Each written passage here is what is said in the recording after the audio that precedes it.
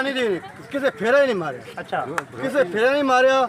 अज वेखे तुसीं आ लगे फिरदे ने हाँ जी। भी बंदे वेखे जो जी राजी होया हाँ। साडे इलाके कार हो कोई जानवर ही छड़ गया। हाँ। इतना पानी वगया देखो ना, इतना पानी वगया।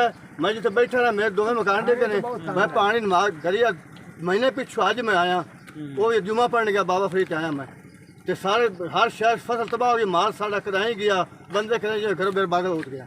कोई पल्ले का खाने पीने बड़े अब आपके पास ना कोई खाने के लिए कोई चीज है ना कोई शय नहीं। हुकूमत को क्या कहेंगे आप? हुकूमत क्या साढ़े वास्ते हुकूमत बर्बाद खुआदा पर गड़ा हिकना रवन साढ़े वास्ते हिकना रवन ला टब्बर रोड जाने मर जान साढ़े वास्ते।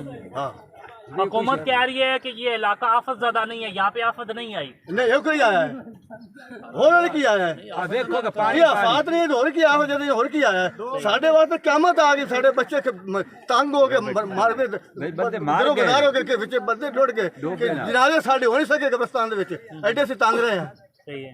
4 महीना हो गए 4 बार हमला पानी किया है तो चौथी बार हर्षा लेंदे गया ना 4 हमले 4 फसल वाली गड़ दिया मुठ वाली दुआप लेंदे मुठ पड़दे फसल कर मुठ आ चौथा हमला साडा ने कख नहीं छड्या ना मकान छड्डे तू ना साडे मार आ गए ना साडे जानवर कोई हादी दो हादी देखो जानवर साडे इलाके ये कोई नहीं है। ये तो कां चिड़ी इतने होंदे अभी ऐसे क्या मैं लाख होंदी है ते साडे वास्ते हुकूमत जिन्ना खुदा दा पन्ना चाहे थे ना रवन।